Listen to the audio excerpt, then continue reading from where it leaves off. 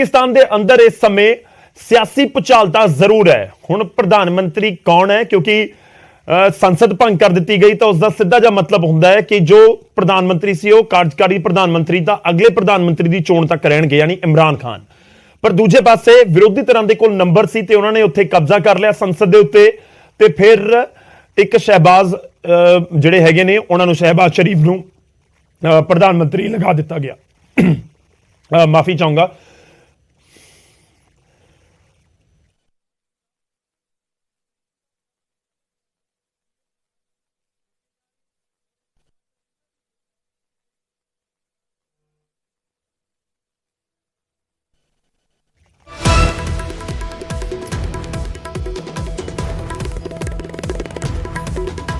तो पाकिस्तान के सियासी भुचाल तो बाद असीं रुख करते हैं पंजाब की सियासत का। कुछ तस्वीरां तुहाडी टीवी स्क्रीन के उत्ते ने। दरअसल कोठियां अलॉट होईयां नवे मंत्रियों नूं ते उस तो बाद हुण मिसिंग मिस्ट्री भी नजर आउंदी है। कोठियां दी मिसिंग मिस्ट्री, जी हां, मिसिंग मिस्ट्री इस करके क्योंकि मंत्रियों दी कोठियां दे विचों समान गायब होने का इल्जाम लग रहा है। मान सरकार ने 3 साबका मंत्रियों ते सवाल चुके ने। मनप्रीत बादल, गुरप्रीत कांगड़ ते भारत भूषण आशू, ये तीनों मंत्री इन्हां कोठियां दे विच रहिंदे सन, जिहड़ियां हुण होर मंत्रियों नूं, जिहड़े आम आदमी पार्टी के मंत्री बने ने, उन्हां नूं अलॉट होईयां ने।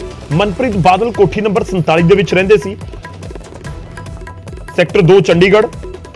गुरप्रीत कांगड़ कोठी नंबर 960 सैक्टर 39A चंडीगढ़, जबकि भारत भूषण आशू नूं सैक्टर 39 दे विच 152 नंबर कोठी अलॉट हो रखी सी। ते हुण इल्जाम लगाए जा रहे हैं कि इन्हां कोठियां दे विच जो समान सी वो कुछ गायब होया, उत्थे नहीं सी ये समान जो हुंदा है, जो होना चाहिए सी।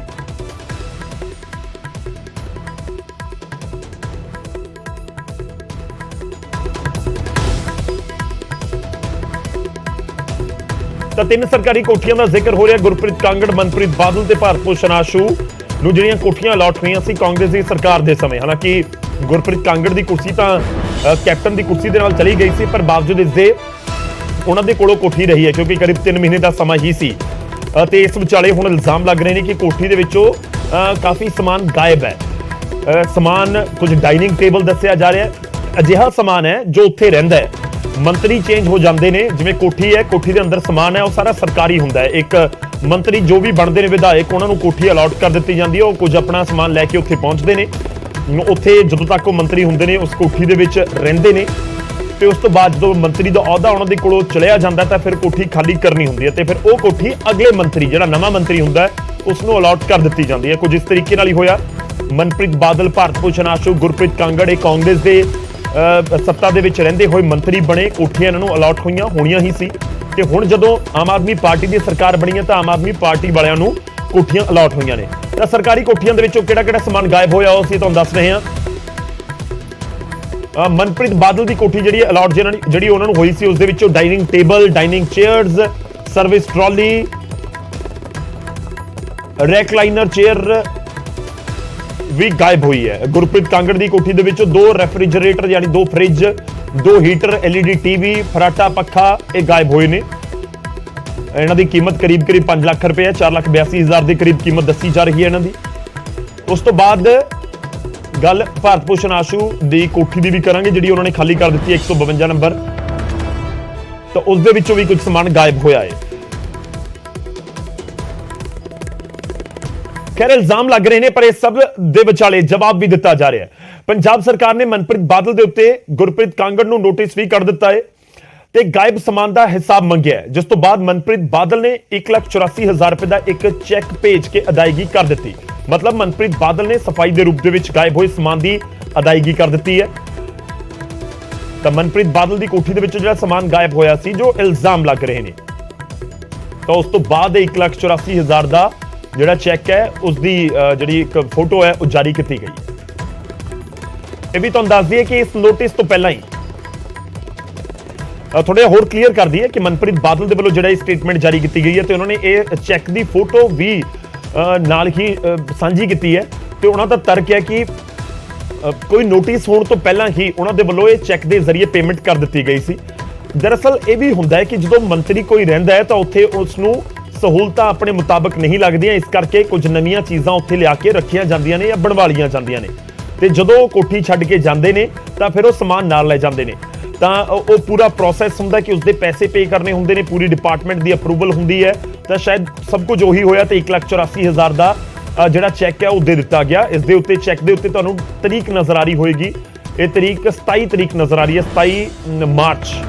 ਦੁਬਾਰਾ ਅਸੀਂ ਦਿਖਾਉਣ ਦੀ ਕੋਸ਼ਿਸ਼ ਕਰਾਂਗੇ, 27 ਮਾਰਚ 2022। ਜੀ ਹਾਂ, 24 ਮਾਰਚ ਹੈ, 24 ਮਾਰਚ, ਮਾਫੀ ਚਾਹੂੰਗਾ, 24 ਮਾਰਚ ਦੀ ਡੇਟ ਇਹ ਮਨਪ੍ਰੀਤ ਬਾਦਲ ਦੇ ਵੱਲੋਂ ਜਿਹੜਾ 1,84,000 ਦਾ ਚੈੱਕ ਦਿੱਤਾ ਗਿਆ।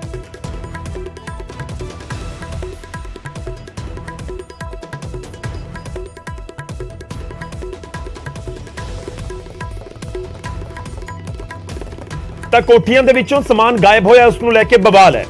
ਤੇ ਕੁਲਦੀਪ ਧਾਲੀਵਾਲ ਨਵੇਂ ਬਣੇ ਮੰਤਰੀ ਨੇ, ਪੰਚਾਇਤ ਮੰਤਰੀ ਉਹ ਬਣੇ ਨੇ ਤੇ ਉਹਨਾਂ ਨੂੰ ਕੋਠੀ ਅਲਾਟ ਹੋਈ ਹੈ ਜੋ ਪਹਿਲਾਂ ਕੋਠੀ ਭਾਰਤ ਭੂਸ਼ਣ ਆਸ਼ੂ ਦੇ ਕੋਲ ਹੁੰਦੀ ਸੀ। ਧਾਲੀਵਾਲ ਵੀ ਇਲਜ਼ਾਮ ਲਗਾ ਰਹੇ ਨੇ ਕਿ ਉਹਨਾਂ ਨੂੰ ਜੋ ਕੋਠੀ ਨੰਬਰ 152 ਭਾਰਤ ਭੂਸ਼ਣ ਵਾਲੀ ਅਲਾਟ ਹੋਈ ਹੈ, ਇਸ ਕੋਠੀ ਦੇ ਵਿੱਚੋਂ ਵੀ ਨਿੱਕੀਆਂ ਚੀਜ਼ਾਂ ਵੀ ਉਹ ਲਾ ਕੇ ਲੈ ਗਏ। 45 ਸੈਕਟਰ ਦੇ ਵਿੱਚ 152 ਨੰਬਰ ਕੋਠੀ ਅਲਾਟ ਹੋਈ। ਮੈਂ ਮਤਲਬ 2 ਦਿਨ ਪਹਿਲਾਂ ਆਪਣੀ ਕੋਠੀ ਦੇਖ ਕੇ ਆਇਆ, ਸੇਮ ਪੋਜੀਸ਼ਨ ਉਹਦੀ ਇੱਥੇ, ਨਿੱਕੀਆਂ ਚੀਜ਼ਾਂ ਲਾ ਕੇ ਲੈ ਗਏ ਯਾਰ, ਛੋਟੀਆਂ ਚੀਜ਼ਾਂ ਉੱਥੋਂ ਚੁੱਕ ਕੇ ਲੈ ਗਏ। ਮਤਲਬ ਜੇ ਇਸ ਲੈਵਲ ਦੀ ਆਪਾਂ ਸਿਆਸਤ ਕਰਦੇ ਹਾਂ, ਇਸ ਲੈਵਲ ਤੇ ਸਰਕਾਰੀ ਸਮਾਨਾਂ ਨੂੰ ਚੁੱਕ ਕੇ ਆਪਣੇ ਘਰਾਂ 'ਚ ਖੜਾਂਗੇ, ਸਾਡੀ ਭੁੱਖ ਜਿਹੜੀ ਕਦੋਂ ਕੁ ਦੂਰ ਹੋਊਗੀ। ਮੈਂ ਤਾਂ ਇਹ ਕਈ ਸੋਚਦਾ ਕਿ ਸਿਆਸਤ ਦਾ ਪੱਧਰ ਜਿਹੜਾ ਕਿਹੜੇ ਲੈਵਲ ਤੱਕ ਜਾ ਗਿਆ। ਇਹ ਬੜੀ ਦੁਖਦਾਈ ਹੈ ਜੇ ਅੱਜ ਲੱਗੀ ਆ, ਪਰ ਮੈਂ ਤੇ ਪਰਸੋਂ ਜਿਹੜੀ ਮੈਨੂੰ ਕੋਠੀ ਰਾਟ ਹੋਈ, ਮੈਂ ਤਾਂ ਉਹਨੂੰ ਦੇਖ ਕੇ ਹੈਰਾਨ ਹੋ ਗਿਆ ਅੰਦਰ ਵੀ ਕਿੰਨੀ ਭੱਜ ਤੋੜ ਹੋਈ। ਚਲੋ, ਕੋਠੀਆਂ ਦੇ ਵਿੱਚ ਸਮਾਨ ਗਾਇਬ ਹੋਣ ਦੇ ਮਾਮਲੇ ਸਾਹਮਣੇ ਆ ਰਹੇ ਨੇ। ਉੱਤਰ ਪ੍ਰਦੇਸ਼ ਦੇ ਵਿੱਚ ਤੁਹਾਨੂੰ ਯਾਦ ਹੋਵੇਗਾ ਜਦੋਂ ਅਖਿਲੇਸ਼ ਯਾਦਵ ਮੁੱਖ ਮੰਤਰੀ ਦੇ ਅਹੁਦੇ ਤੋਂ ਹਟੇ, ਉਸ ਤੋਂ ਬਾਅਦ ਬੀਜੇਪੀ ਦੀ ਸਰਕਾਰ ਬਣੀ। ਬਹੁਤ ਸਾਰੇ ਇਲਜ਼ਾਮ ਉਸ ਸਮੇਂ ਅਖਿਲੇਸ਼ ਯਾਦਵ ਦੇ ਉੱਤੇ ਵੀ ਲੱਗੇ। ਕੁਝ ਉਸ ਤਰੀਕੇ ਦੇ ਇਲਜ਼ਾਮ ਹੁਣ ਪੰਜਾਬ ਦੇ ਵਿੱਚ ਸਰਕਾਰੀ ਕੋਠੀਆਂ ਦੇ ਅੰਦਰ ਲੱਗਦੇ ਹੋਏ ਨਜ਼ਰ ਆ ਰਹੇ ਨੇ। ਕੁਲਦੀਪ ਧਾਲੀਵਾਲ ਤੁਸੀਂ ਸੁਣਿਆ ਹੋਣਾ, ਜਿਨ੍ਹਾਂ ਦੇ ਵੱਲੋਂ ਇਹ ਕਿਹਾ ਜਾ ਰਿਹਾ ਕਿ ਨਿੱਕੀਆਂ ਚੀਜ਼ਾਂ ਲਾ ਕੇ ਲੈ ਗਏ। ਤਾਂ ਹੁਣ ਇਹ ਨਿੱਕੀਆਂ ਚੀਜ਼ਾਂ ਦੇ ਵਿੱਚ ਕੀ ਕੁਝ ਹੈ, ਇਹ ਵੀ ਇੱਕ ਵੱਡਾ ਸਵਾਲ ਹੈ। ਸਿੱਧਾ ਰੁਕ ਕਰਦੇ ਹਾਂ, ਸਾਡੇ ਸਹਿਯੋਗੀ ਸਾਡੇ ਨਾਲ ਜੁੜ ਰਹੇ ਨੇ ਅਮਨ ਭਾਰਦਵਾਜ। ਅਮਨ, ਇਸ ਸਮੇਂ ਜਿਹੜੀਆਂ ਮੰਤਰੀ ਦੀਆਂ ਕੋਠੀਆਂ ਨੇ ਉਹਨਾਂ ਦੇ ਬਾਹਰ ਨੇ ਤੇ ਕੋਠੀ ਨੰਬਰ ਪਿੱਛੇ ਜੇ ਅਸੀਂ ਪੜ੍ਹੀਏ ਤਾਂ 960 ਨਜ਼ਰ ਆ ਰਿਹਾ ਹੈ। ਕਿੱਥੇ ਹੋ ਤੁਸੀਂ ਇਸ ਸਮੇਂ ਅਮਨ? ਕਿਹੜੀ ਕੋਠੀ ਦੇ ਬਾਹਰ ਹੋ? ਕੀ ਕੁਝ ਤੁਹਾਡੇ ਕੋਲ ਜਾਣਕਾਰੀ ਹੈ? ਕੋਠੀਆਂ ਦੇ ਵਿੱਚੋਂ ਜੋ ਸਮਾਨ ਗਾਇਬ ਹੋਣ ਦੀਆਂ ਖਬਰਾਂ ਸਾਹਮਣੇ ਆ ਰਹੀਆਂ ਨੇ।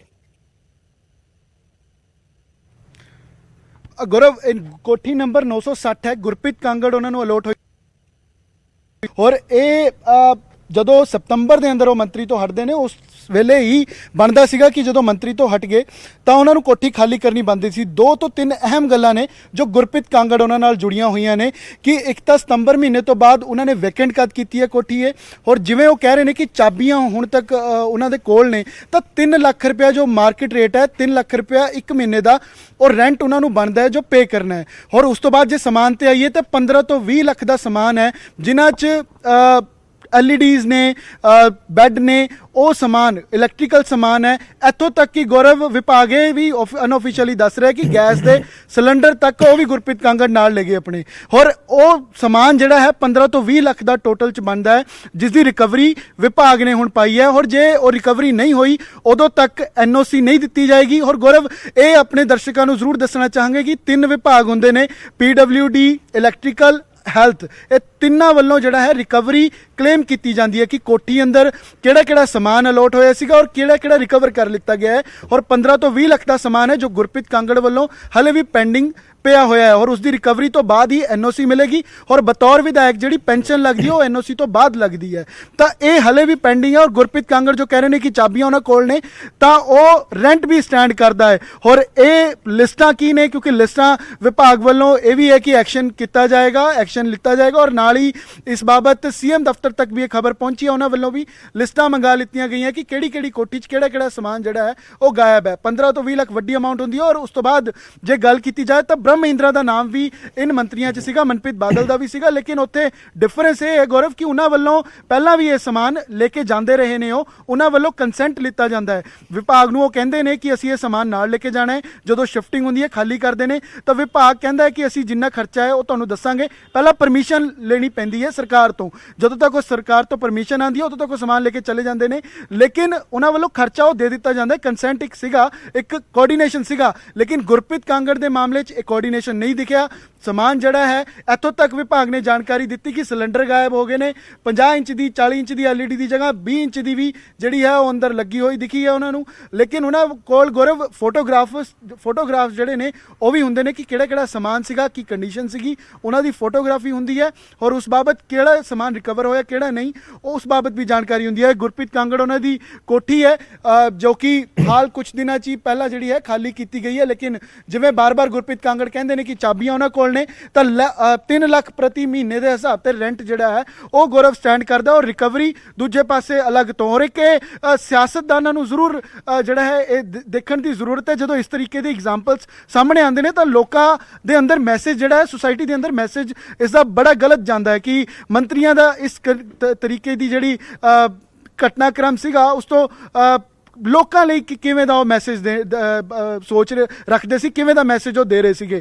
ਇਹ ਸਭ ਸਵਾਲ ਜਿਹੜੇ ਨੇ ਗੌਰਵ ਉਹ ਜ਼ਰੂਰ ਖੜੇ ਹੁੰਦੇ ਨੇ। ਹਾਲਾਂਕਿ ਦੇਖਣ ਵਾਲੀ ਗੱਲ ਹੈ ਕਿ ਗੁਰਪ੍ਰੀਤ ਕਾਂਗੜ ਉਹ ਸਮਾਨ ਜਿਹੜਾ ਹੈ ਉਹ ਕਦੋਂ ਜਿਹੜਾ ਪੈਂਡਿੰਗ ਉਹ ਵਾਪਸ ਕਰਦੇ ਨੇ ਔਰ ਜੋ ਰੈਂਟ ਸਟੈਂਡ ਕਰਦਾ ਹੈ ਜਾਂ 15 ਤੋਂ 20 ਲੱਖ ਦਾ ਜੋ ਸਮਾਨ ਨਾਲ ਲੈ ਕੇ ਗਏ ਨੇ ਜਾਂ ਉਸਦੇ ਪੈਸੇ ਦਿੰਦੇ ਨੇ ਜਾਂ ਸਮਾਨ ਵਾਪਸ ਕਰਦੇ ਨੇ, ਇਹ ਲਾਜ਼ਮੀ ਤੌਰ ਤੇ ਗੌਰਵ ਕਿਉਂਕਿ ਵਿਭਾਗ ਵੱਲੋਂ ਇਨਕੁਆਇਰੀ ਖੋਲ ਦਿੱਤੀ ਗਈ ਹੈ, ਇਸ ਬਾਬਤ ਜਾਣਕਾਰੀ ਮੰਗੀ ਗਈ ਹੈ। ਸੀਐਮ ਦਫ਼ਤਰ ਤੱਕ ਤੋਂ ਜਿਹੜਾ ਹੈ PWD ਦੇ ਜਿਹੜੇ ਕਰਮਚਾਰੀ ਨੇ ਉਹਨਾਂ ਨਾਲ ਗੱਲਬਾਤ ਤੱਕ ਕੀਤੀ ਗਈ ਹੈ ਕਿ ਲਿਸਟਾਂ ਪ੍ਰੋਵਾਈਡ ਕਰਵਾਈਆਂ ਜਾਣ, ਕਿਹੜਾ ਕਿਹੜਾ ਸਮਾਨ ਪੈਂਡਿੰਗ ਹੈ, ਕਿਹੜੇ ਕਿਹੜੇ ਮੰਤਰੀ ਦਾ। ਗੌਰਵ ਠੀਕ ਹੈ ਅਮਨ, ਇੱਕ ਹੋਰ ਸਵਾਲ, ਹੁਣ ਤੱਕ ਸਿਰਫ 3 ਮੰਤਰੀਆਂ ਦਾ ਤੁਸੀਂ ਨਾਮ ਲੈ ਰਹੇ ਹੋ। ਇੱਕ ਤੁਸੀਂ ਬ੍ਰਹਮ ਮਹਿੰਦਰਾ ਦਾ ਜ਼ਿਕਰ ਕੀਤਾ ਜੋ ਸਾਬਕਾ ਮੰਤਰੀ ਨੇ, ਮਨਪ੍ਰੀਤ ਬਾਦਲ ਦਾ ਜ਼ਿਕਰ ਕੀਤਾ ਤੇ ਉਸ ਤੋਂ ਬਾਅਦ ਗੁਰਪ੍ਰੀਤ ਕਾਂਗੜ ਦਾ ਜ਼ਿਕਰ ਕੀਤਾ। ਕੁਲਦੀਪ ਧਾਲੀਵਾਲ ਜਿਹੜੇ ਹੁਣ ਮੰਤਰੀ ਬਣੇ ਨੇ ਉਹ ਵੀ ਕਹਿ ਰਹੇ ਨੇ ਕਿ ਭਾਰਤ ਭੂਸ਼ਣ ਆਸ਼ੂ ਵਾਲੀ ਕੋਠੀ ਮੈਨੂੰ ਮਿਲੀ ਹੈ ਤੇ ਉਸ ਕੋਠੀ ਦੇ ਵਿੱਚੋਂ ਵੀ ਸਮਾਨ ਗਾਇਬ ਹੈ। ਲੋਕ ਜਾਣਨਾ ਚਾਹੁੰਦੇ ਹੋਣਗੇ ਕਿ ਇਹ ਕਿੰਨੇ ਨਾਮ ਨੇ ਜਾਂ ਕਿੰਨੀਆਂ ਕੋਠੀਆਂ ਦੇ ਵਿੱਚ ਇਹ ਤਸਵੀਰ ਨਜ਼ਰ ਆ ਰਹੀ ਹੈ।